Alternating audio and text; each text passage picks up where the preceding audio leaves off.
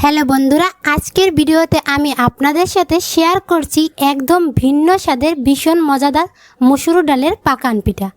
এই পিঠাটি এতটা মুচমুচে এবং রসালো হয় যে একবার খেলে বারবার খেতে চাইবেন।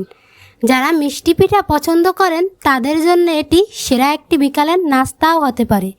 যারা ভিডিওটি প্রথম দেখছেন লাইক দিয়ে ভিডিওটি সাবস্ক্রাইব করে দেবেন। চলুন রেসিপিটি শুরু করা যাক।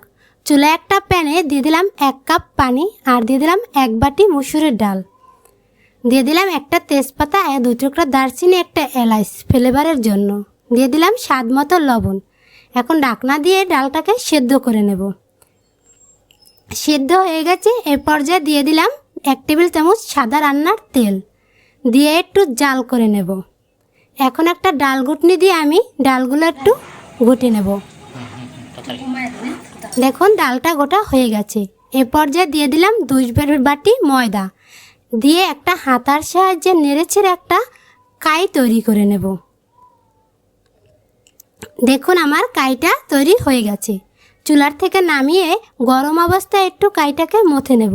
আমি একটা স্টিলের গ্লাসের সাহায্যে একটু মথে নিলাম। এখন একটা হাত দিয়ে মথে মথে একটা ডো বানিয়ে নেব। আমার ডোটা হয়ে গেছে। এ পর্যায়ে দিয়ে দেবো একটা ডিম। ডিমটাকে ডোর সাথে ভালো করে মেশ করে নেব। এখানে তাড়াহুড়ো করা যাবে না, একটু সময় করে মেশ করে নেব। দেখুন আমার ডোটা রেডি হয়ে গেছে। এখন কিছুটা পরিমাণের ডো নিয়ে আমি একটু গোলাকারে বানিয়ে একটা সাজের সাহায্যে পিঠাগুলো তৈরি করে নিলাম।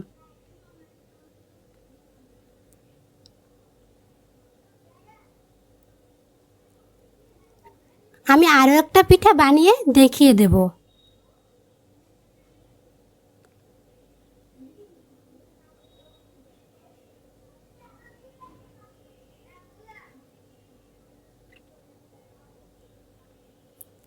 আমি একই রকমভাবে সবগুলো পিঠা বানিয়ে নিলাম।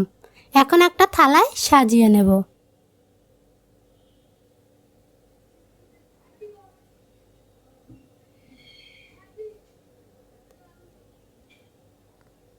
আমার সবগুলো পিঠা বানানো হয়ে গেছে। চুলায় একটা কড়াইতে পর্যাপ্ত পরিমাণে তেল দিয়ে দিলাম পিঠাগুলো ভাজার জন্য। তেলটা গরম হয়ে গেছে। এক এক করে আমি সবগুলো পিঠা তেলের ভিতর দিয়ে দেব। পিঠাগুলো উপর দিকে ভেসে উঠলে আমি পিঠাগুলো উল্টিয়ে উপর দিয়ে একটু তেল দিয়ে দেব, তাহলে পিঠাগুলো ফুলতে সুবিধা হবে।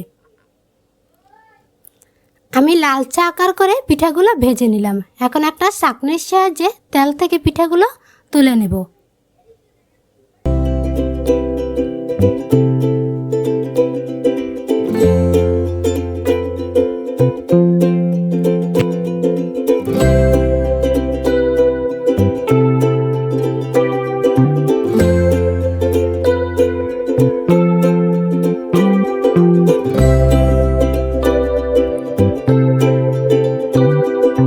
আমি সবগুলো পিঠা একই রকমভাবে ভেজে নিলাম।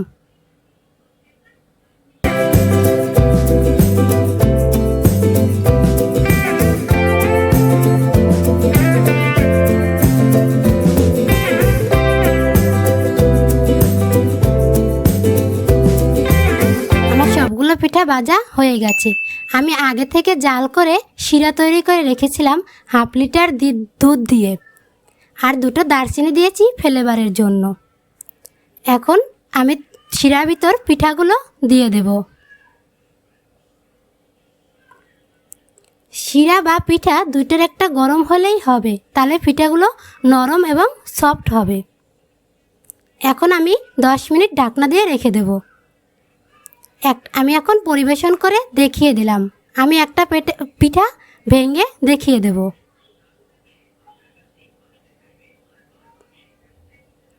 দেখুন রসে টুটুম্ব এবং নরম ও সফট হয়েছে। ধন্যবাদ।